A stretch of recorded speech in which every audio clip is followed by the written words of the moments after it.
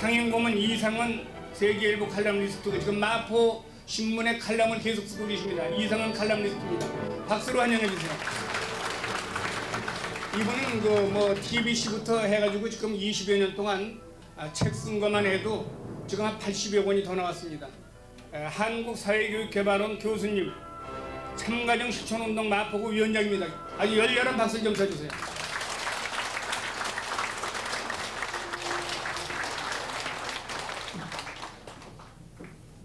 우리가 GNP가 만불 시대가 넘어서면서 어떻게 하면 삶의 질을 높여갈 것인가, 여기에 대한 관심이 고조되고 있다고 생각을 합니다. 50년대 우리나라의 GNP는 60불이었습니다. 60년대가 80불, 70년대가 250불, 80년대가 1590불, 90년대가 5400불이었습니다. 그리고 현재 11,000불 시대를 살아가고 있는데요. 80년대 이전을 절대 빈곤의 시대라고 한다면 80년대 이후를 상대적 빈곤이라고 하겠습니다. 절대 빈곤이라고 경제적 관건을 해결하는데 우리들의 모든 관심이 쏠렸었습니다. 그래서 여기 계신 분들은 대단한 분들이 아마 마포를 움직이는 우리 어른들이 다 오셨는데 아마 여러분들도 국민학교 다닐 때는 코를 흘렸을 것입니다. 끌어올리려면 또 내려오고 끌어올리면 또 이게 끌어올릴 힘이 없었어요. 그러니까 국민학교 들어가게 되면 손수건을 주면서 코를 닦을 때 흥해라 그러면서 닦습니까? 망하라 그러면서 닦습니까? 대답을 해봐요. 흥해라 그래요? 망해라 그래요? 예, 흥해라 그럽니다. 왜? 가난에 대한 한이 맺혀 있기 때문에 그렇게 말을 쓴 거예요. 또 하품을 하게 되면 입이 찢어집니다. 그 어머니께서 뭐라 그럽니까? 입 크려고 그런다고 그러죠. 그럼 요즘 아이들 입이 안 큽니까? 왜 안 찢어지겠습니까? 단백질이 부족했기 때문에 입이 찢어진 거예요. 비타민이 부족했기 때문에 코가 나온 거예요. 그러니까 영양실조 때문에 다리깨 나오고 눈곱 끼고 짱구되고 코 나오고 입 찢어지고, 그래서 어머니가 가난하다고 할 때 뭐라고 표현합니까? 이놈아, 큰 집은 찢어지게 가난해 이놈아. 이렇게 우리가 가난한 민족이었습니다. 근데 80년대 이후를 넘어서면서 우리는 경제적으로 정말 성공을 했습니다. 그러나 여기서 나타난 것이 뭐냐면 상대적인 박탈감입니다. 상대적 빈곤. 예를 들면 5조 7천억의 부도가 났다고 했을 때 서민들은 대단한 박탈감을 느끼는 거예요. 4,500억의 어떤 비자금을 조성해가지고 사과박스에 돈을 넣어놨다. 그러면 거기서 대단한 소외를 느끼는 것입니다. 여기서 상대적인 빈곤, 상대적인 박탈감에서 오는 병리 현상은 소외입니다. 사람이 소외를 경험하게 되면 첫 번째, 삶의 의욕이 상실되고, 두 번째는 근로 의욕이 떨어집니다. 그리고 세 번째는 극단적인 생각을 하는 거예요. 이런 대표적인 인물이 지존파라든가 막가파라든가 온보여입니다. 이런 사람들은 가정이나 사회로부터 소외를 경험하고 자기를 소외시킨 세력들에 대한 증오심에 불탔기 때문에 돈 있는 사람 죽이겠다, 또 무슨 오렌지족 죽이겠다, 러브 호텔 가는 사람 죽이겠다. 특히 온보여는 여인으로부터 배신을 당했기 때문에 가장 예쁘게 생긴 여자를 36명 따먹고 죽여야 되겠다 이렇게 결심을 했어요. 왜 그랬느냐? 자기 나이가 36살이니까. 그래서 열 몇 명까지 따먹다가 그 사람이 잡혀가지고 감옥 가버린 거 아닙니까? 이런 현상이 어디서 왔느냐? 소외에서 왔다는 것입니다. 그러면 이 소외를 어떻게 하면 극복시킬 수 있을 것인가? 이것은 대단히 중요한 관건이라고 생각합니다. 현대 사회는 산업사회입니다. 산업사회의 특성은 경쟁 논리에 의해서 유지 발전되는 사회입니다. 경쟁을 통해서 이긴 자만이 웃을 수 있는 사회가 바로 현대사회입니다. 그럼 현대사회가 무엇을 가지고 경쟁을 하느냐? 예를 들면 이 시대를 하이테크 게임을 한다고 합니다. 하이테크를 가지고 게임을 하는 것입니다. 농경사회는 머니 게임을 했습니다. 땅이 있고 돈이 있으면 큰 소리를 쳤지만은 이 시대는 누가 얼마만큼 고급 정보를 가지고 있느냐, 그 정보를 해석할 수 있고 그 정보를 자기 생활 속에 적용시킬 수 있는 기술이 있냐, 기능이 있느냐, 이것이 관건이 되고 있다는 것입니다. 여러분, 우리나라가 지금 약 1,100억 불 정도 무역수지 적자를 보고 있습니다. 그런데 지난해 무역수지 적자에서 일본에게 80% 적자를 봤습니다. 왜 그런 현상이 왔겠습니까? 우리가 타고 다니는 현대 갤로퍼가 일본의 85년도 단종형입니다. 그 단종된 차를 현대에서 약 1,600명의 기술진들이 연구 개발해가지고 만들어 놓은 차가 갤로퍼입니다. 그래서 2천만 원짜리 한 대를 생산하게 되면은 5% 개런티를 가져가 버려가지고 약 100만 원 정도를 그냥 값어져 가집니다. 그랬더니 우리가 무역해가지고 이길 수가 없는 거예요.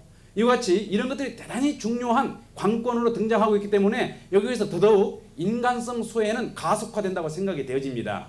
그러면은 우리가 이제 살아야 될, 또 우리 후세들이 살아야 될 그 21세기는 어떤 세계냐? 이 세계를 정서사회라 그럽니다. 농경사회가 있었다면은 그 농경사회에서 다시 우리가 살고 있는 사회를 산업사회라 그럽니다. 그 산업사회가 발전돼서 다시 찾아올 사회를 정서사회다, 심정문화세계다 그럽니다. 그럼 그런 사회가 왜 올 것인가? 여기에 대한 얘기를 한번 해보자는 것입니다. 여러분, 우리가 이런 경쟁의 논리에 의해서 사회가 비약적 발전을 하는데 첫 번째 변화는 교통의 변화입니다.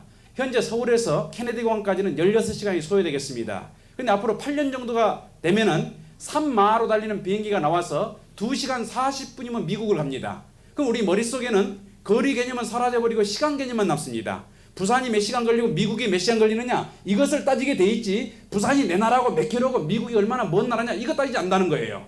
그냥 시간 개념 모든 것을 시간으로서 계산하고 생각하는 의식으로 변화된다는 것입니다. 두 번째는 통신의 혁명입니다. 현재 한국통신, 한국전력은 우리나라 국가 기업에 있어서 약 20년을 앞서가는 기업입니다.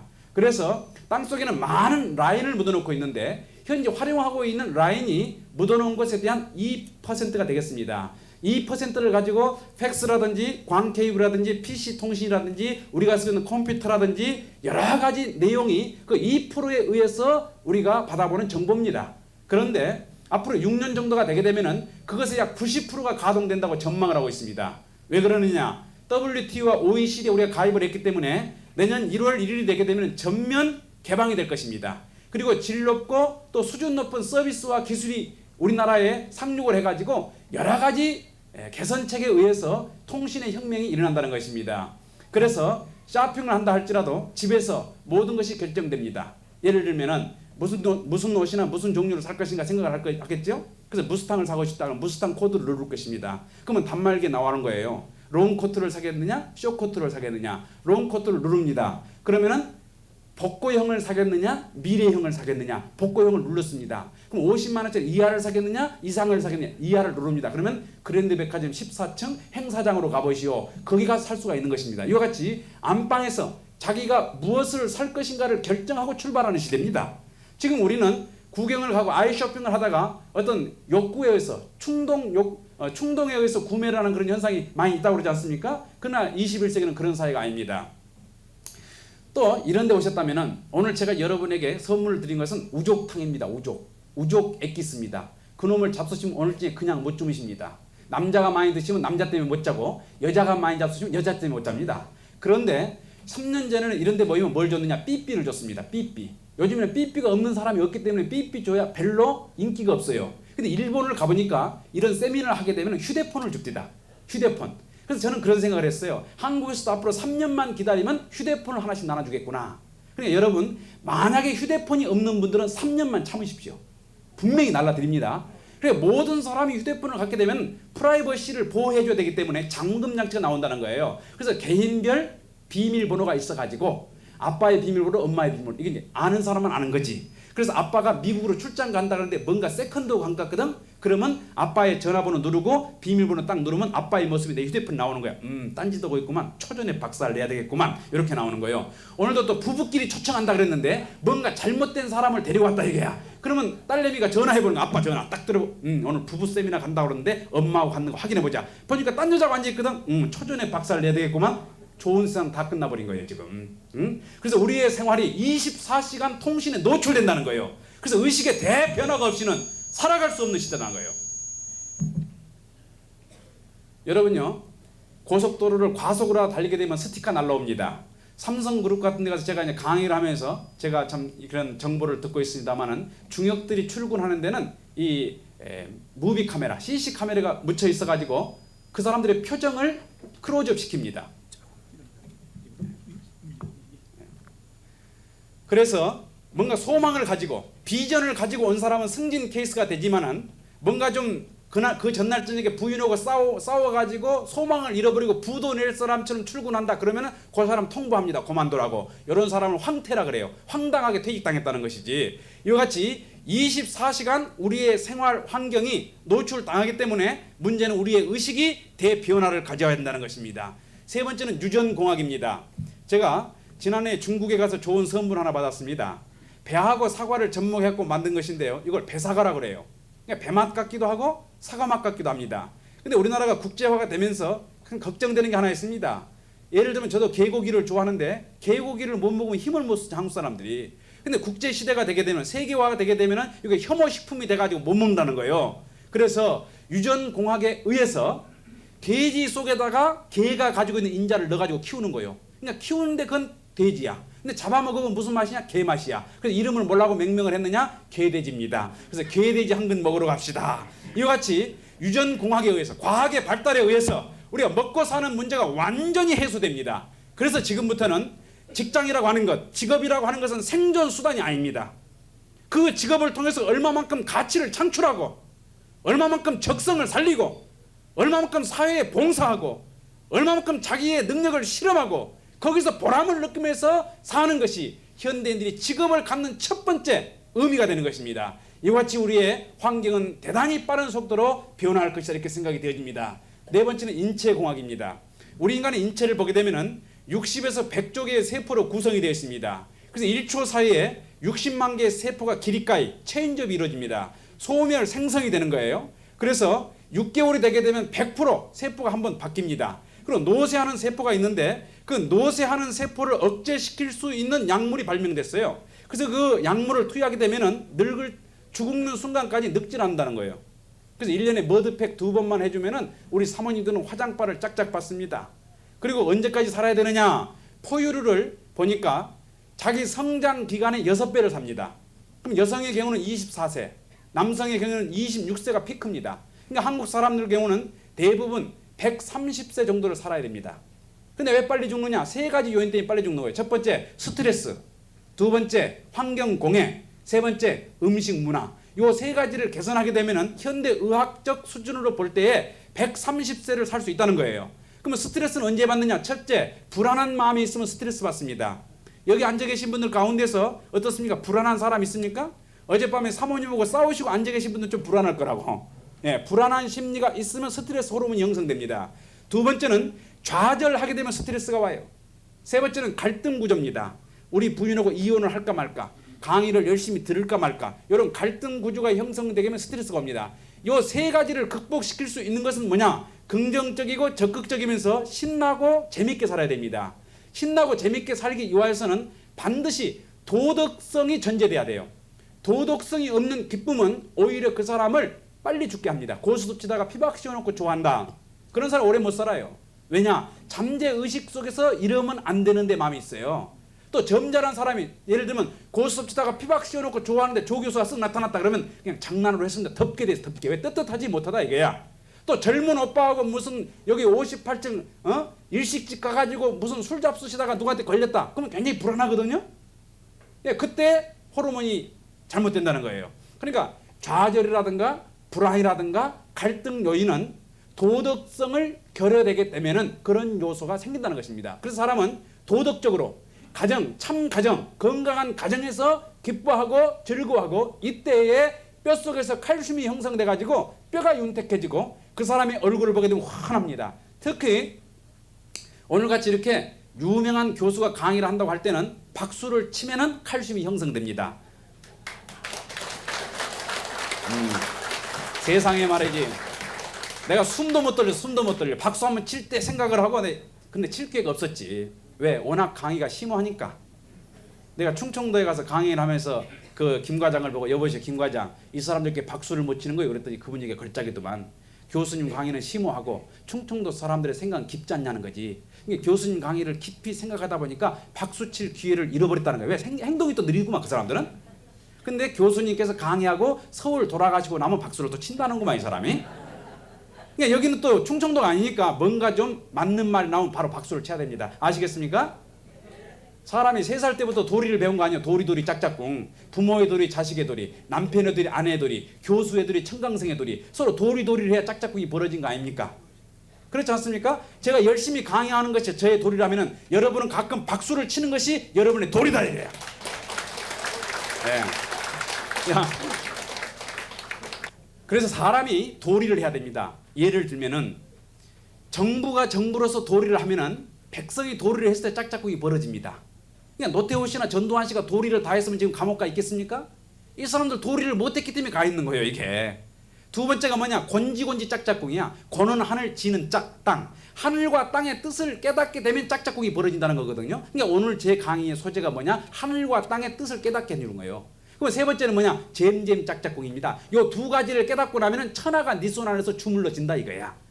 근데 우리가 몇 살 때 배웠느냐 이것을 3살 때 배웠는데 지금까지 깨닫지를 못한 거예요. 근데 오늘 조 교수를 초청했기 때문에 이걸 깨닫는다 이거예요. 그래서 우리가 그러한 의미를 깨닫고 사는 것이 대단히 중요하다는 것을 알 수가 있습니다. 그래서 21세기가 정서사회라는 것이죠. 정서사회인데 여러분, 사람이 오래 살고 경제적, 외적적 환경이 다 좋아지게 되면 쾌락을 추구합니다. 그래서 첫 번째는 정신적 쾌락이 있고 육체적 쾌락이 있어요. 근데 이런 참가정 세미나에 참석하지 않는 분들은 육체적 쾌락이 인생의 전부인 것으로 착각을 한다는 거예요. 그래서 우리나라 같은 경우를 보면 16세에서부터 28세를 가입 여성이라고 그러는데 그 가입 여성이 620만 명입니다. 그 중에 술집에서 술을 따르고 몸을 파는 아가씨가 17만 업소에서 약 75만 명이 종사를 하고 있습니다. 그 다음에 다방에서 티켓을 팔고 맥주를 따르다가 마음에 들면 따라가는 여자까지 합하게 되면 약 200만이 되겠습니다. 그래서 620만 가운데서 200만이 자기의 성을 생존 수단으로 삼고 있습니다. 그러면은 서울 시내에서 3명의 아가씨가 걸어간다면 그 중에 1명은 자기의 거룩한 성을 생존 수단으로 삼는 아가씨예요. 이거 심각한 문제입니다. 그런 업소에다가 우리 남자들이 쏟아 부어버린 돈이 얼마냐? 1년에 5조를 쏟아붓고 있습니다. 향락 업소에다가 5조를 쏟아붓고 있는 거예요. 1년에 음식물 쓰레기가 7조입니다. 국방 예산이 7조입니다. 여러분, 5조 7천억 부도가 나가지고 국가가 흔들린다고 하는데 가장 심각한 것은 뭐냐? 5조라고 하는 향락업소에 쓰러져가는 그 돈이야말로 개인은 말할 것도 없지만 가정과 사회와 국가를 좀먹어버리는 그런 문제라고 생각하는 것입니다. 따라서 이 참가정 운동이야말로 우리나라가 세계 경쟁에서 국가 경쟁력을 높일 수 있는 가장 첫 번째 운동이 되지 않으면 안 된다고 저는 생각을 하는데 여러분 어떻게 생각하십니까?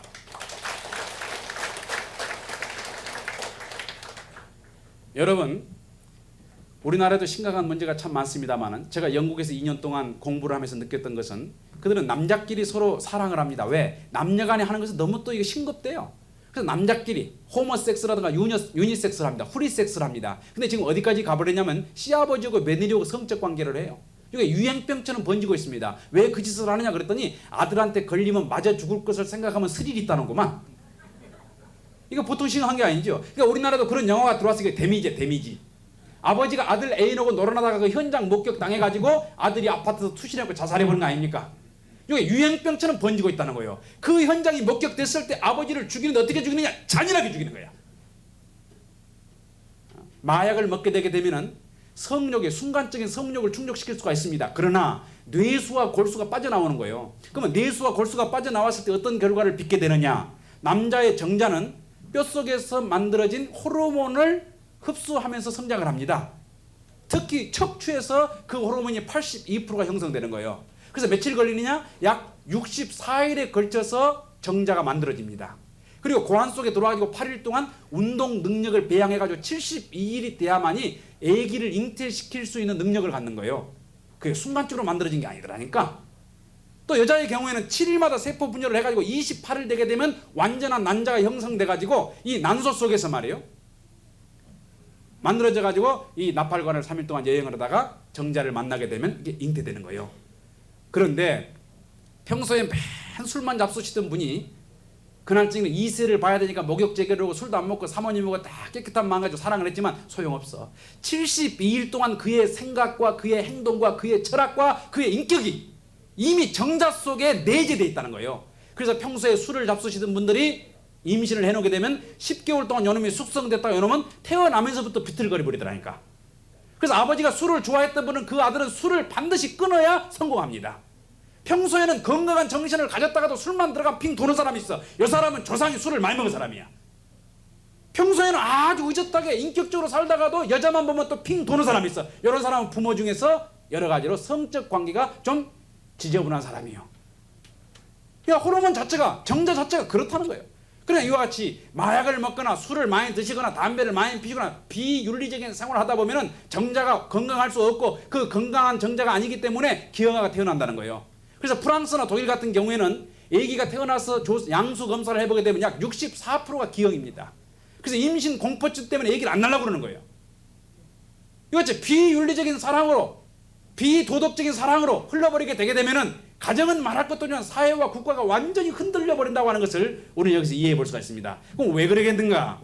저는 사회 악이 많이 있지만은 사회 악의 근본된 악을 불륜한 사랑으로 보고 있습니다. 부부간에 있어서도 용서할 수 없는 사랑은, 용서할 수 없는 죄는 비윤리적인 사랑이에요. 마음속으로는 용서 못합니다. 무슨 고스톱을 치다가 잃었다, 돈을 무슨 띄었다 다 용서할 수가 있어. 근데 이웃집에 있는 김서방하고 하룻밤 자고 왔다. 누가 그걸 용서하겠습니까? 그래도 이스라엘 가게 되면 남자아이가 태어나게 되면 8일 만에 양부 끝을 잘라가지고 피를 냅니다. 그걸 현대의학적 용어로 말하면 포경수술이요. 그걸 해야만이 선민이 된다는 거예요. 그래서 왜 그걸 하면 선민이 되느냐 물었더니 그 사람들도 모르더라고. 그래서 내가 설명을 해줬습니다. 인간 조상이 양부 끝을 잘못 놀려가지고 타락을 했기 때문에 그 사망의 피를 갈라버리기 위해서 선과 악으로 분립을 시켜버리기 위해서 차도를 가지고 양부 끝을 잘라서 피를 낸단 말이야. 아, 그럴듯하다 그러더라고. 그럴듯하지. 교수가 그럴듯한 얘기를 해야 이게 되는 거 아닙니까? 그럼 보십시오. 모든 종교가 금욕 생활을 강조합니다. 그 금욕 생활에 이기지 못한 자는 결코 도에 승리할 수가 없어요. 어떤 목사나 스님이나 어떤 수녀나 아무리 훌륭한 인격자라 할지라도 그 금욕 생활에 실패하게 되면은 일순간에 그의 명예가 무너져 버리는 것입니다. 그래서 이것이 죄의 뿌리라는 거예요. 그래서 성경에도 보게 되면은 선악과를 따 먹은 것이 타락이다 그런 말이 나와요. 이거 상식적인 얘기입니다. 그럼 왜 그러느냐? 여자가 선한 사랑을 했을 때는 선의 열매를 맺기 때문에 선과예요. 근데 악한 사랑을 해갖고 열매를 맺으면 그게 악과입니다. 악과. 그러면 따먹지 말아라 그 말은 우리가 다른 여자하고 사랑을 했을 때 내가 영희 엄마 따먹었다 그럽니다. 솔직히 그렇습니까? 안 그렇습니까? 내가 영숙이 따먹었다. 이거 비윤리적인 사랑을 했을 때 따먹었다는 표현이 나오는 거예요. 그러면 자기 사랑하는 부인하고 하룻밤을 자고 나서 내가 우리 부인 따먹었다 그런 사람이 나와보라 그래. 자기 부인하고 깊은 밤 정말 잊을 수 없는 뜨거운 밤이었다 이렇게 얘기를 해야 맞는 것이지 자기 부인을 어젯밤에 우리 부인 따먹었다 그런 사람 있습니까? 그러니까 따먹지 말아라 그 말은 비윤리적인 사랑을 하지 마라 그 말이에요. 그런데 그걸 따먹었기 때문에 비윤리적인 사랑으로 말미암아서 역사가 적그러졌고 그것이 죄의 근본이고 뿌리가 됐다는 거예요. 그래서 현대의학적 조사를 보게 되면은 우리가 앓고 있는 발병의 80%가 성장기로 말미암다는 것입니다. 그래서 사랑의 질서가 확립되고 참가정을 이루게 되면은 우리가 앓고 있는 모든 이름 모를 병의 80%가 제거되어 버린다고 하는 것을 여러분이 분명히 알아야 되겠습니다. 그럼 이것을 어떻게 할 것인가? 이렇게 하기 위해서는 개인적 가치관이 대단히 중요하다고 저는 생각합니다. 여러분 에이브람 메슬로라고 하는 이렇게 되어 있습니다. 도표는 이게 지금 피라미드형으로 구성이 되어 있겠습니다. 그래서 가장 기본적인 욕구를 생존 욕구라 그러는데 생존 욕구는 의식주를 해결하려고 하는 마음이에요. 그리고 섹시한 성적 대상을 누구나 원한다는 것입니다. 그런데 이러한 욕구가 충족되게 되면 두 번째 오는 것은 안정 욕구입니다. 안정된 생활을 희구하는 것이죠. 세 번째는 소속 욕구입니다. 어떤 소속에 자기가 참여를 하게 되면 거기서 프라이버시, 어떤 프라이드를 느끼는 것이죠. 특히 마포 같은 데서는 보람의 회원이다 그러면 대단한 자존심이 생깁니다. 왜? 거기에 있는 훌륭한 분들이 많이 있기 때문에. 또 오늘 참가정 부부 세미나에 참석하시는 분들은 아마 자손들에게 내가 조육현 교수를 중심 삼고 참가장 세미나에 참석했다. 이것은 아마 자손들에게 자랑할 수 있는 그런 내용이라고 생각이 됩니다. 이걸 보면 뭐라 하느냐? 소속 욕구, 사회 참여 욕구라고 할 수 있겠습니다. 그 다음에 오는 것이 인정 욕구입니다. 누군가로부터 인정받고 싶죠. 네 번째, 다섯 번째 오는 것이 자기 실현 욕구입니다. 가치를 실현하고자 하는 욕구가 되겠습니다. 그런데 이와 같이 피라미드형으로 구성되어 있는 사람은 뭐라 그러냐? 후진국형 의식구조를 가지고 있다 이렇게 볼 수가 있겠습니다. 이런 사람은 돈이 있지만 쓰지를 못해요.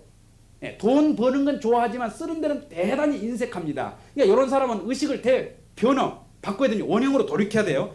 원형으로 본래의 모습으로 돌아간다. 그래서 이걸 보고 레스토레이션이라는 거예요. 레스토레이션. 그래서 생존 욕구, 안정 욕구, 소속 욕구, 인정 욕구, 가치 실현 욕구. 그러면 가치는 뭐냐? 첫 번째, 모든 것을 많이 아는 사람이 가치 있는 사람입니다. 많이 아는 사람은요, 많은 것을 깨닫게 해줍니다. 예를 들면 짜장면 한 그릇을 먹으면서도 대화가 아주 수준 높아요. 짜장면은 청나라 음식이고 아루바시는 일본 거 아닙니까? 그리고 뚝배기는 한국 거 아닙니까? 아루바시가 짜장면을 먹어버렸으니까 청일 전쟁에서 일본이 이긴 거예요. 근데 뚝배기만 더워졌으니까 한국만 손해봤다는 거예요. 그러니까 짜장면 한 그릇을 먹으면서도 역사적 교훈을 도출하고 부부싸움을 할 때도 그렇기 때문에 안방에서 하면 자개논이 깨지니까 놀이터에 가서 하더니 뒷마당에 가서 해라고 이게 교훈적 사고를 가져올 수 있는 것이 이게 지식인이에요. 그러니까 이런 사람하고 만나고 싶고 이런 사람하고 상담해보고 싶고 이런 사람하고 친구가 돼보고 싶은 거예요. 그러면은 아는 것만 많았지 사람이 정이 없다, 인정머리가 없는 사람, 이런 사람도 가치가 없습니다. 그러니까 두 번째는 정이 많아야 돼요. 뭔가 그윽한 눈길을 주면은 가슴이 녹아내려야 됩니다. 그렇지 않습니까, 우리 신의원님? 우리 신의원님은 정이 많으신 분이에요. 정이 많으신 분들이 또 실수도 많아요. 왜? 정 때문에 정 관리가 잘 안 되거든 이게. 아무나 좋아해버리고 또 아무에게나 빚보증을 써버린다 이게야. 그러니까 정이 많은 사람은 대부분 한이 많습니다. 왜? 빚보증을 자주 쓰니까. 또 사랑한다고 고백하면 그냥 들어줘야 되니까. 정 때문에. 나도 정이 많은 사람이요. 뜨거운 사람이거든. 그러다 보니까 나도 한이 많은 사람입니다. 그러니까 이렇게 정이 많은 사람은 세 번째 뭐가 있어야 되냐? 의지가 있어야 돼요. 한 번 여자를 사랑하면은 그 여자만을 죽을 때까지 사랑하겠다고 하는 의지가 있어야 돼요. 그래서 지정의가 조화를 이룬 사람 뭐라 하냐? 인격자라고 그래. 인격자. 그 다음에 지적인 욕구는 알고 싶은 욕구인데 거짓을 알고 싶어요? 진실을 알고 싶어요? 예, 대답하세요. 진실을 알고 싶어요? 거짓을 알고 싶어요? 진실. 그 다음에 정적인 욕구는 느끼고자 하는 욕구입니다. 그럼 아름다운 걸 느끼고 싶어요? 추한 걸 느끼고 싶어요? 아름다운 거. 아유 똑똑하시네 앞에 계신 분들이. 예. 그 다음에 의지는 행동하고자 하는 욕구입니다. 그럼 선한 행동하고 싶어요? 악한 행동하고 싶어요? 선한 행동. 그래서 이걸 보고 진미선 그런 거예요. 미스코리아 뽑을 때 그래서 진선미 이렇게 뽑는 거예요. 근데 심사위원들이 나에게서 강의를 들었더라면 진미선 이렇게 바꿔야 돼. 그리고 21세기가 되게 되면 미진선 이렇게 나오는 거예요. 왜? 사람은 정이 먼저다 이게야. 아름다운 꽃을 보게 되면 야 아름답다. 정이 먼저 작용을 해. 두 번째 무슨 꽃이냐 알고 싶어져. 세 번째 자기 집에다가 심어보고 싶다. 행동에 옮기는 거야.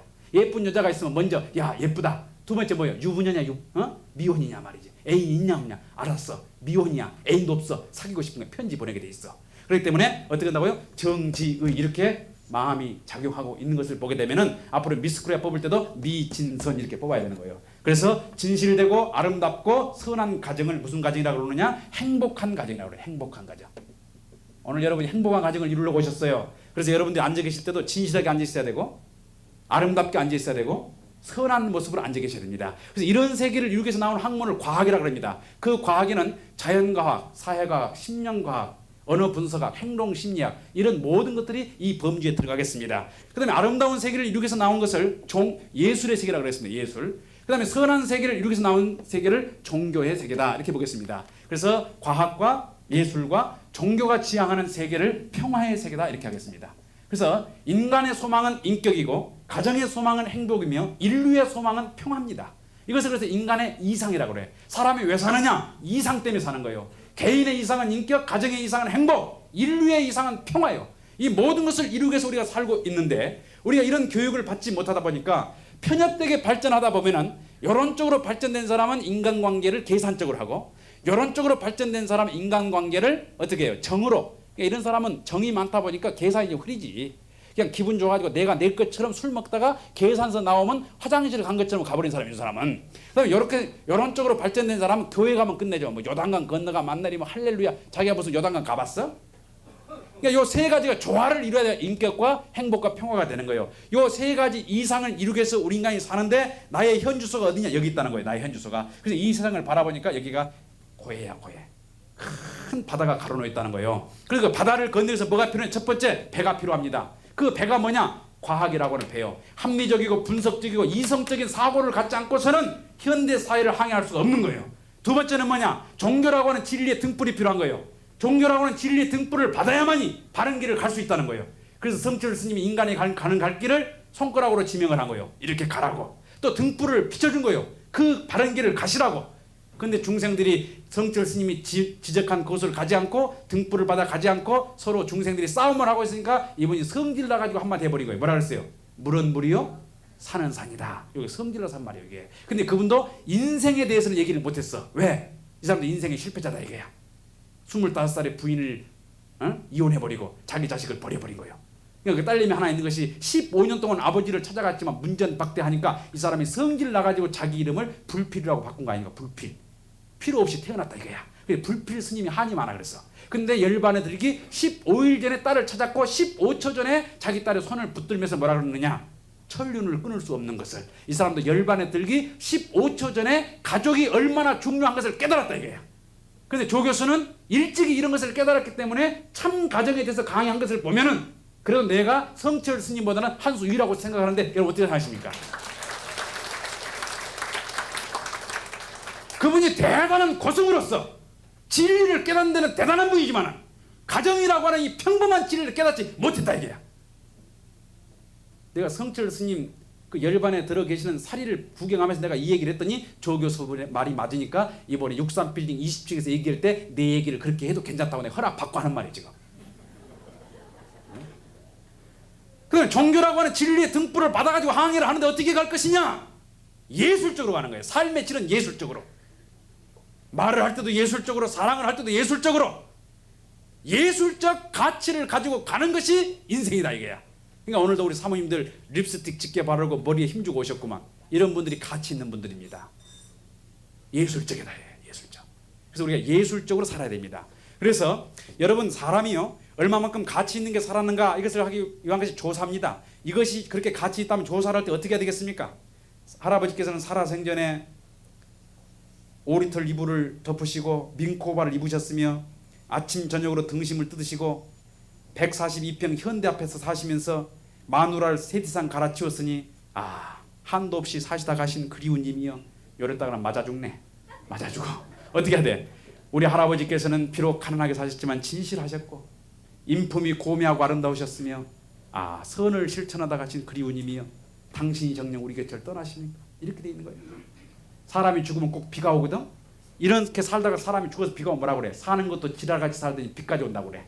이렇게 살다가 죽어서 사람이 비가 오면 뭐라고 그래요? 착하게 사시더니 하늘로 서러워서 눈물을 뿌린다고 그래. 맞아요? 틀려요? 맞으면 어떻게 해야 돼? 자, 따라서 한번 해보겠습니다. 가치란 주체자가 요구하는 욕구를 충족시켜주는 성질이나 내용이다. 이 정도는 알아야 국회의원 합니다. 이 정도는 알아야 다시 질문하면 여러분 대답 못해요. 그러니까 여러분이 국회의원이 안 된 거예요. 내가 얼굴을 보나 관상학적으로 볼 때 국회의원이나 장관쯤은 옛날에 했을 사람이에요. 내가 안 해서 그렇지. 안 해서 내가 이 참가적 운동하는 게 좋기 때문에 이 자리에 있는 것이지. 여러분 근본 뜻을 알아야 돼요. 다시 한번 따라해 보겠습니다. 그래서 가치란 주체자가 요구하는 욕구를 충족시켜주는 성질이나 내용이다. 남자의 욕구를 충족시켜주는 존재는 누굽니까? 여자요. 여자의 욕구를 충족시켜주는 존재는 누구요? 남자요. 그래서 남자에게 있어서 절대 가치는 여자요, 여자에게 있어서 절대 가치는 남자입니다. 그래서 마를린 먼로가 유명한 말을 남겼습니다. 어떤 남자를 좋아하느냐 그랬더니 모든 남자를 다 좋아하지만 수염이 안 난 남자하고 연애를 하는 것은 마치 삶은 달걀을 소금에 안 찍어 먹는 맛 똑같다고 그랬어요. 그러니까 턱 밑에 나 있는 수염도 이게 누구 거냐? 이게 여자 겁니다. 우리 남자들이 어떤 피로 욕구에 의해서 자기를 한번 쳐다보세요. 전부 다 여자 겁니다. 그래서 사랑하는 당신을 부를 때 자기라고 그래요. 왜 자기라고 그러느냐? 당신의 영혼과 인격과 육체가 곧 내 자신이다 그 말이에요. 그래서 산의 남자를 보게 되면 밭전자 대 힘력자를 쓰잖아요. 그러니까 밭에서 일을 하라고 어깨가 넓은 거예요. 계심여자를 보게 되면 여인이 애기를 낳고 띠를 둘렀어요. 그래서 어린아이 낳고 교육을 잘 시키라고 히프가 큰 겁니다. 그래서 여자끼리 버스를 타면 히프가 좁고 남자끼리 버스를 타면 어깨가 좁아. 근데 남자 여자 같이 타면 왁구가 쫙 맞아버리는 거예요. 그래서 남자 여자가 이렇게 마주보게 앉혀놓는 거예요. 맞아요? 틀려요? 그러니까 부부 세미나에 훈련이 안 돼서 훈련 하나 시키겠습니다. 자, 제가 행복 박수 준비 그러면은 남자는 이렇게 하고 여자는 이렇게 하면서 야 해야 됩니다. 안 한 사람 아주 알아서 하십시오. 한번 해보겠습니다. 행복 박수 준비. 야 바로 야 이렇게 해야지. 행복 그렇게 해가지고 하나 둘 셋 하면서 네 대고 딱 맞아야 돼. 이게 맞은 사람은 오늘쯤에 뭔 일 납니다.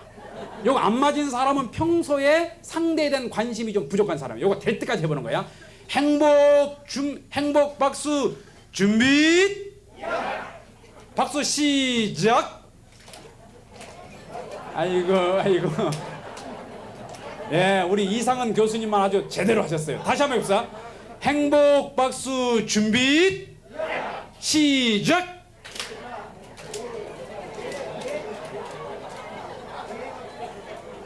자, 지금 이게 의자가 있으니까 옆 사람을 끌어안고 포옹박수 하면 남자끼리 하면 뭐야? 꼭 끌어안고 등 위로 박수를 이게 포옹박수입니다. 근데 여기 원탁 의자가 아니기 때문에 한번 옆 사람하고 포옹박수 한번 하고 시작하겠습니다. 자, 포옹박수 시작하면 딱 끌어안아요. 포옹을 해야 돼요. 포옹박수 준비. 박수 시작. 예, 이렇게 하는 거예요. 자, 바로 요거 집에 가서 해보라는 거예요. 집에 가서 집에 가서 지금 또 있는데 4가지 정도가 있는데 참 그걸 못 하겠네 지금. 사람이 말이에요. 키스를 할 때 여러분 몸이 뜨거워집니까? 키스할 때 몸이 뜨거워지게 되면은 백혈구가 200% 정도가 증식돼 가지고 여러 가지 질병을 다 죽여버립니다. 근데 키스를 하고 있는데도 몸이 안 뜨거워진 사람, 이거 문제 있는 사람이요. 또 그렇다고 해서 젊은 오빠한테 가서 키스할 때 몸이 뜨거워진 사람, 이런 사람 백혈구가 무장 해제 돼갖고 에이즈 걸려버려요. 에이즈. 그러니까 누구하고 뜨거워져야 되느냐? 자기 남편하고. 누구하고 뜨거워져야 되느냐? 자기 아내하고. 뜨거워질 수 있는 요소를 가져야 돼요. 아시겠습니까? 그래서 남자는 여자를 위해서, 여자는 남자를 위해서 살아야 되는데, 여러분 미래 인류학자들은, 여러분 요 레드 와인 있죠? 이거 손대면 안 됩니다. 이거 내가 드시라 그럴 때 드는 거예요. 이게. 요것도 지금 조 교수가 주는 거니까 요거 마음대로 드시면 안 돼요. 요 핑크 레이디 여자분만 따라줬어요. 여자분만. 왜? 참 가정은 여자가 주체니까. 그러니까 가만히 가지고 계셔야 돼요. 여러분, 남자와 여자가 서로 싸움을 한다는 것입니다. 그래서 제3차 전쟁은 남녀 간의 헤게모니 쟁탈전이 될 것이다. 이렇게 얘기를 합니다. 그래서 남녀 간의 질서를 잡아야 되겠더라고. 그럼 사람 인자를 보게 되면 작대기가 하나 있고 두 개 있지 않습니까? 위에 작대기가 남자, 밑에 작대기가 여자입니다. 그래서 남자를 하늘, 여자를 땅. 내가 이렇게 했더니 용인 가서 어떤 사모님이 그러셔. 아이, 조 교수님이 신세대이신데 여성 상위 시대니까 작대기를 우위를 여자에 부르면 안 되겠냐는 거야. 그래서 내가 안 된다고 그랬어요. 왜 안 되느냐? 씨를 하늘에서 뿌리고 밭에서 씨를 받잖아요. 그러니까 남자가 씨를 뿌리고 여자가 받으니까, 그래서 남자가 하늘이고 여자가 땅이다. 그랬더니 그거 이상한데요? 또 그러더라고. 그래서 내가 한마디 더 해줬지. 인민군이 내려오면서 남자 100명을 쏘놓고 권총을 쐈더니 90명이 앞으로 넘어졌어. 그럼 여자 100명을 쏘놓고 권총을 쏴게 되면 어디로 자빠지겠어? 사모님 어디로 넘어지겠어요? 아이고 부끄러워서 뒤로 넘어지는 거예요. 그래서 땅이요. 스쿠버 다이빙을 가리키는 감독이 한마디 더 하더만, 사람이 물에 빠져 죽어 있는 걸 건져보게 되면 남자가 빠져 반드시 앞으로 빠져 있다네. 여자 빠져 있는 걸 건져보면 반드시 머리 풀고 뒤로 넘어져 있어. 그러니까 생태학을 연구한 교수님한테 한마디 더 가르쳐 주더라고. 개구리가 뻗을 때도 앞으로 뻗는 순놈, 뒤로 뻗는 앞놈이야. 그러니까 심수봉이 한마디 해버린 거예요. 남자는 배, 여자는 항구. 그래서 내가 한마디 더 했지. 남자는 비행기, 여자는 활주로. 비행기가 활주로로 타야지 활주로가 비행기 타려고 하면 뒤집어지는 거예요, 이게. 이럴 때 남자가 박수 치는 거예요. 응? 내가 이번에 마포구청에서 강의를 했더니 구청의 직원들이 전부 다 건의한 거 아니에요. 우리 사모님들 좀 데려다가 우리 조 교수 강의 좀 들었으면 좋겠다고. 왜? 남자의 자존심을 내가 살려주니까. 그 남자들 가만히 있어, 박수도 안 치고. 그러나 하늘과 땅은 절대적 관계다. 이거 절대적 관계. 남자와 여자는 누가 우선순위가 아니야. 절대적 관계인 거예요. 그래서 남자는 하늘에서 도리를 하고 여자는 땅에서 도리를 하는데, 하늘의 도리는 뭐냐? 여러분, 이 우주 공간을 보게 되면 음과 양은 1대1입니다. 그 1대1이 바란스를 유지하게 될 때 생태계가 원형을 유지하면서 살아가게 돼 있어요. 근데 플러스와 마이너스, 양과 음이 언바란스, 바란스가 깨지게 되면은 천둥 번개가 와가지고 이 번개불을 치면서 바란스를 유지해 주는 거예요. 그래서 천둥이 오는 거예요.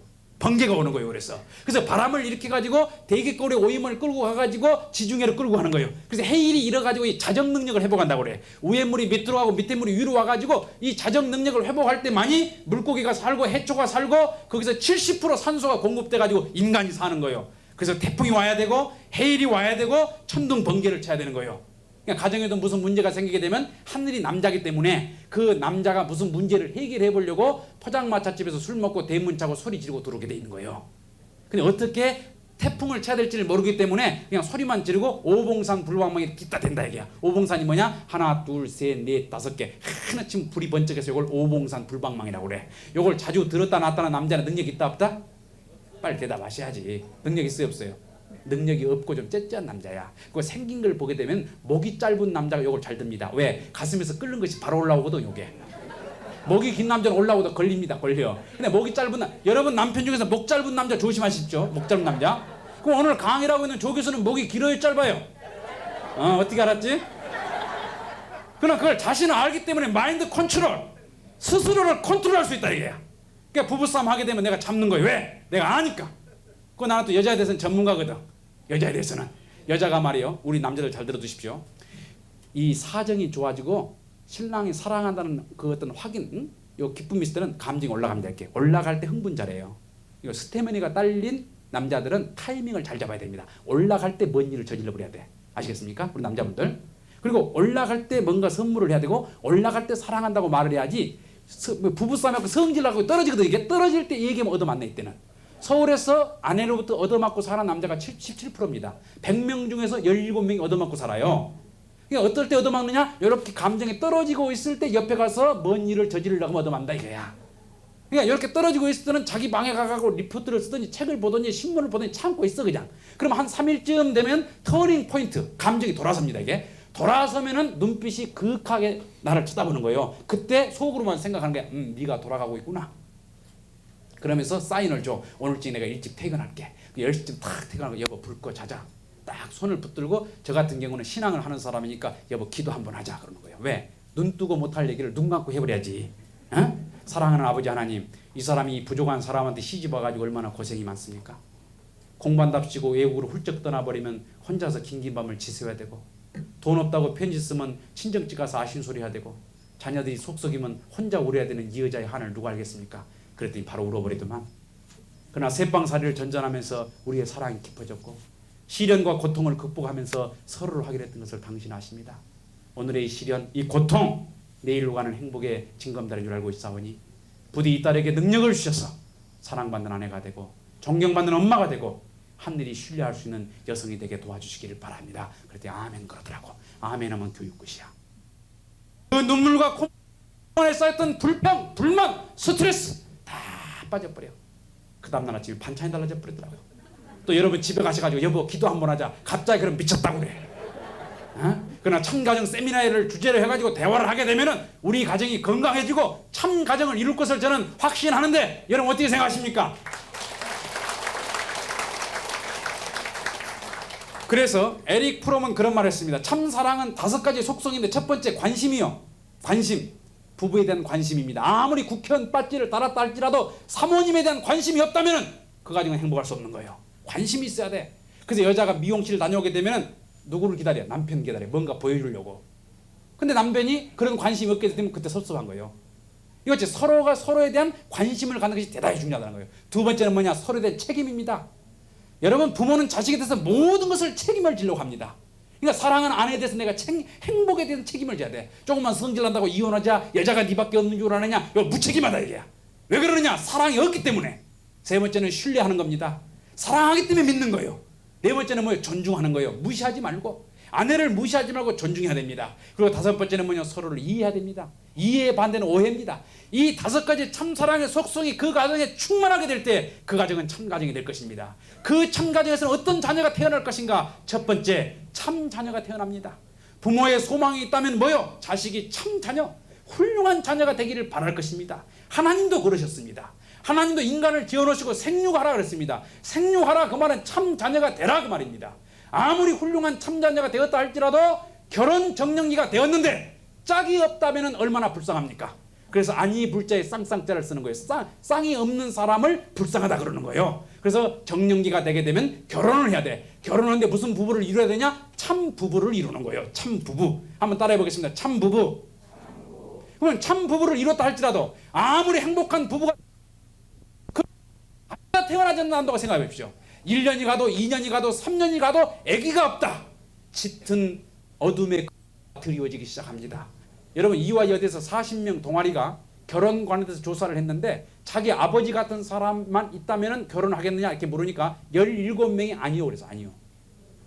아버지가 부정당하고 있습니다. 왜 그렇습니까? 참 부부를 이루지 못했기 때문에. 그러니까 오늘 여기 오신 분들은 정말 서로 사랑하면서 서로를 존중하면서 서로를 신뢰하면서 참 가정을 이루고 자녀들부터 존경받는 참 부모가 되어야 됐다고 생각하는데 여러분 그렇게 하실 수 있겠습니까? 그렇게 하시기 위해서는 3가지의 서약을 합니다. 첫 번째, 참 가정은 절대 이혼하지 않습니다. 이혼하고서는 참 가정이 될 수 없습니다. 여러분 이혼하고서는 결코 행복할 수도 없습니다. 여러분 사랑이라고 하는 것은 절대 나눠줄 수 없다고 하지 않습니까? 그래서 이혼을 하고서는 상처만 남을 뿐이지 행복할 수 없습니다. 그래서 한번 맹세를 해보겠습니다. 여러분 이혼하지 않을 것을 서약하십니까? 네. 대답하는 사람 뭐예요 지금? 오늘쯤 뭔가 한번 생각해 보겠다는 거예요? 다시 한번 기회를 드리겠어요. 이혼하지 않을 것을 서약합니까? 네. 이때 박수를 치는 거죠. 아이 참. 호텔 세미나 한 번밖에 안 해보셨어요? 호텔에서는 예 하고 박수를 치는 겁니다. 체육관에서는 크게 소리를 지르는 거고. 두 번째, 절대 외도하면 안 됩니다. 부모의 사랑은 내리사랑이기 때문에 모든 자녀를 사랑할 수 있습니다. 5 손가락을 깨물면 다 아픕니다. 이게 내리사랑입니다. 그러나 부부의 사랑은 1대1의 사랑이고 나눠줄 수 없는 사랑이야. 아무리 아빠가 나를 사랑한다 할지라도 그 사랑이 조금만 옆에 집 여자에게로 가게 되면 칼을 들고 달라드는 것이 이게 부부의 사랑입니다. 절대로 나눠줄 수 없고 쪼갤 수 없고 오직 남자와 여자가 절대 사랑을 해야 되는 거예요. 그래서 외도하고서는 참가정이 될 수 없습니다. 한 번 더 질문하겠습니다. 여러분, 외도하지 않을 것을 서약하십니까? 네. 박수 안 친 사람은 박수 안 친 사람. 그 다음에 세 번째, 부부가 싸워서는 안 됩니다. 이거 부부는요, 게임을 하면 안 돼요. 너가 이긴가 보자, 내가 이긴가 보자. 여기 게임입니다.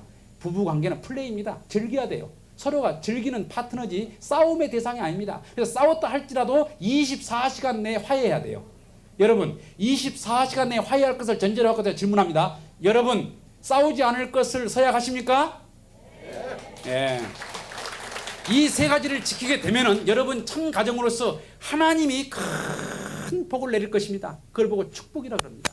천운이 함께해서 여러분 가정이 만사가 형통할 것입니다. 이걸 보고 가와 만사성이다 이렇게 얘기를 하게 되었던 것입니다. 그러면은 그 세 가지를 지키는 약속으로서 오늘 이 와인을 한 잔씩 들겠습니다. 이 와인은 여러분 경상도 가게 되면 이게 서로 영혼과 영혼이 합해진다 그래서 합판주라고 합니다. 합판주. 그러니까 영혼과 영혼이 합해져 가지고 오늘 저녁에 첫낮밤을 치르는 거예요. 그러니까 오늘 저녁에는 여러분 신혼이기 때문에 한번 즐겨야 됩니다. 우리 이상은 교수가 오셨지만은 이상은 교수님 그 말씀 중에 제가 은혜 받은 게 뭐냐면 우리 다시 한번 결혼합시다. 다시 한번 결혼할 때 새로운 것을 발견한다는 거예요. 우리 부부가 행복하지 못하는 것은 새로운 것을 발견하지 못하기 때문에 그렇다는 것입니다. 그래서 우리나라에서 가장 결혼을 많이 한 남자가 37번 했어요. 그러면 그 남자가 여자를 바꾸면서 했느냐? 아닙니다. 매년 결혼 기념일이 되게 되면 케이크를 자르고 와인을 터뜨리고 샴페인을 터뜨리고 신혼처럼 살았다는 거예요. 그래서 오늘 우리는 이 63빌딩은 어떻습니까? 모든 정치인들이 새로운 결단을 낼 때 이곳에 와가지고 술잔을 들으면서 아주 승리를 다짐하는 장소입니다. 이 자리에서 새로운 가정으로 출발하겠다고 하는 이 성주 한잔 하겠습니다. 자, 그러면 여자분들만 일어서겠습니다. 우리 여자분들 일어서 됐어요. 자, 우리 항진이 엄마도 오십시오. 저 인사가 됐습니다. 여러분 박수 한번 해주십시오. 오늘 자 손을 이렇게 붙들겠습니다. 오늘 여러분 참 가정으로서 출발하니까 고맙습니까? 기분 나쁩니까?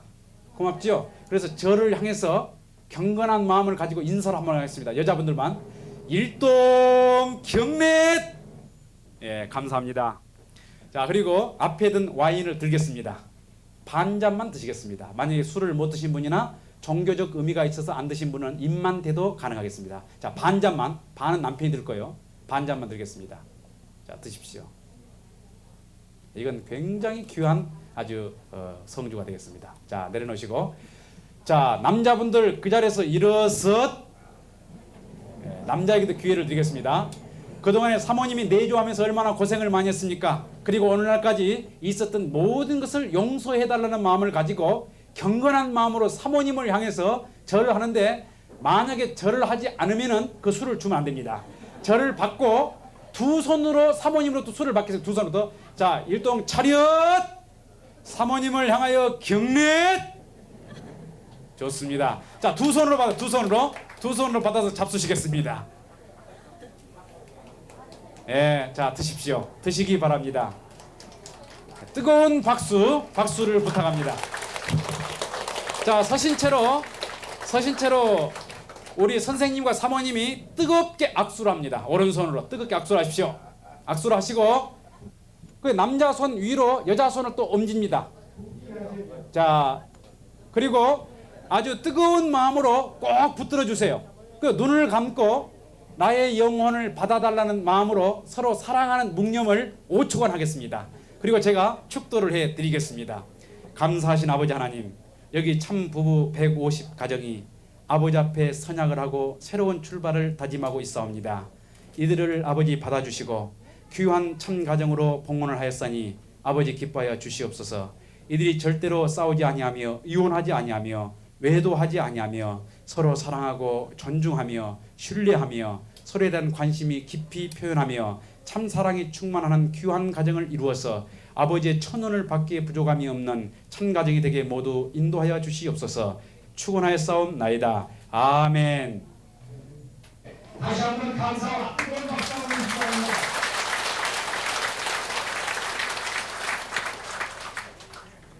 네, 정말 반갑습니다. 저는 그동안 한 1만 7천여의 강연을 했는데 내가 조교수 강의를 듣고 나니까 나도 좀 공부를 다시 해야겠구나 이런 생각을 하게 됐습니다.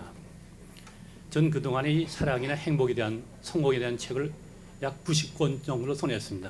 서로 사랑한다는 말을 한 경우는 거의 없다고 생각됩니다. 그래서 제가 우리나라 50대 이상의 남편들을 중심으로 조사해 본 일이 있죠. 그래서 이 1,000명을 대상으로 아내에게 사랑한다는 고백을 해본 일이 있느냐고 물었더니 1,000명 중에서 단 13명만 사랑한다고 얘기를 했다는 겁니다. 그러니까 우리가 살면서 이 해야 될 말을 꼭 해야 되는데, 자, 시작 한번 해보십시오. 시작. 꼭 미워하는 표정하는 것 같은데, 사랑할 때는, 네, 사랑할 때는 표정부터 사랑의 표정을 지어야겠죠. 다시 한번.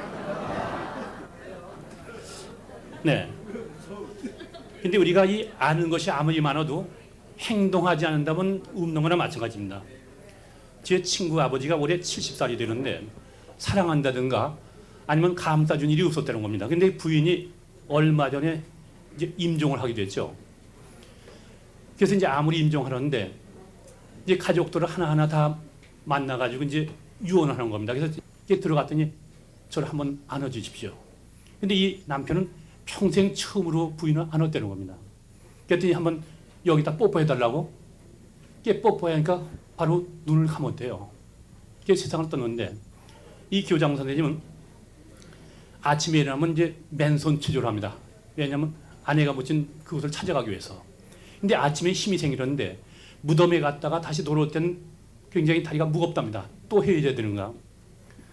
우리가 만났다면 언젠가 헤어지는데 그렇다면 저도 이 서로 사랑해도 연습 필요하지 않나 이런 점을 생각했습니다. 그럼 지금부터 몸을 이 오른쪽을 향해서 45도 각도 돌려주십시오. 45도. 그리고 앞사람 등에 안마주해 주십시오. 자, 앞사람 등에 안마주기.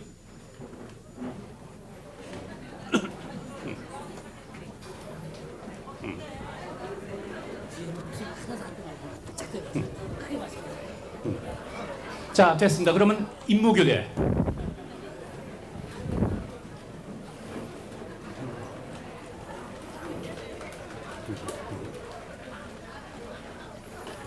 자, 됐습니다.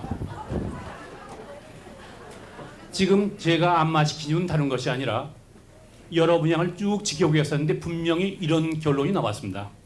내가 주물러준 사람은 상대방이 날 주물러줬다. 두들긴 사람은 두들겨 받았는데 세게 친 사람은 세게 돌받고 살 사람은 살살 받았습니다. 이제 여기 우리 하주영 선생은 누구한테 해줬나요? 안 해줬나요? 못 해줬죠? 네, 받지도 못했습니다. 모든 것은 한 것만큼 들어옵니다. 아내는 친정당을 탈당해서 시집당에 입당한 사람이고 이 남편은 그 사람을 영입한 사람이기 때문에 항상 서로 믿고 사랑한다는 표현을 해주는 것은 무엇보다 필요하겠죠. 옛날에 우리나라 불교에서 가장 학식과 덕망이 높았던 분은 효봉 스님입니다. 이분은 판사였죠. 근데 이 판사 옷을 벗어버리고 머리를 깎고 중이 됐는데 이분은 워낙 유명한 분이니까 많은 신도들이 찾아와서 여러 가지 하소를 한다는 겁니다. 무슨 일로 왔느냐? 네, 전 이 인간 때문에 정말 못 살겠습니다. 무슨 방법 없을까요? 이분은 워낙 교양이 높은 분이니까 누구 얘기를 끝까지 듣다가 나중에 그래 얘기 다 했냐? 다 했습니다. 좋은 말씀 들려주십시오. 그래 해주지. 너나 잘해라. 항상 나만 잘하면 모든 건 끝납니다. 전 오늘 이 자리가 우리 인생에 새로운 기회를 만드는 전기가 됐다는 의미에서 저는 굉장히 참 기쁜 마음을 갖고 있습니다. 이런 말이 있죠. 어떤 임금이 신하들한테 물었습니다. 언제가 중요한 때고 어떤 사람이 소중한 사람이고 어떤 일이 가장 값진 일인가. 그때 한 예언자가 이렇게 말합니다. 폐하, 가장 중요한 데는 바로 이 순간이고 소중한 사람은 지금 함께 있는 사람이고 그와 함께하는 일이 가장 값진 일로 알고 있습니다. 여러분은 가장 중요한 때 가장 소중한 사람과 가장 값진 일을 하고 있다. 이것을 마음속에 심으십시오. 전 여러분 가정에 영광과 축복을 항상 기원하겠습니다. 감사합니다.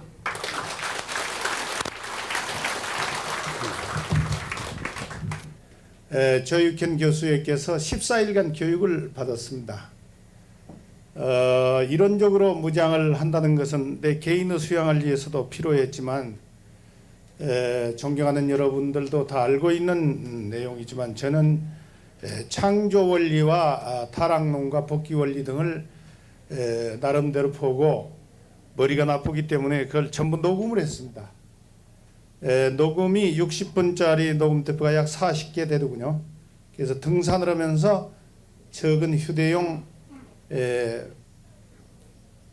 녹음기를 들고 다니면서 귀에다 대고 등산 갔다 오면서 그것을 10번 정도 들은 것 같습니다. 상당히 제가 몰랐던 부분도 있었고 저 수양을 위해서 대단히 좋은 우리 조 교수님의 교육을 받았고 또 그 원리강론을 통해서 많은 것을 깨달았습니다. 저는 팔만대장경이나 성경도 창세기에서부터 요한계시록까지 저 나름대로 좀 봤는데 조 교수님을 통해서 본 교육은 저에게 상당히 많은 그 세상을 알게 하는 큰 눈을 떴습니다. 여러분들도 잘 아시겠지만 특히 오늘과 같은 이 모임도 전화를 받고 제가 자진해서 왔습니다만 아직 저는 많은 부분에서 부족한 점이 많고 실천을 못하고 있는 부분도 있지만 오늘 존경하는 여러분을 뵙고 이 자리에서 느끼는 것은 이와 같은 창가정 운동에 우리가 선봉이 돼야 되고 이것이 새로운 마포뿐 아니고 대한민국 내지는 세계를 5대양 6대주가 전 50억 인구가 이와 같은 이론적인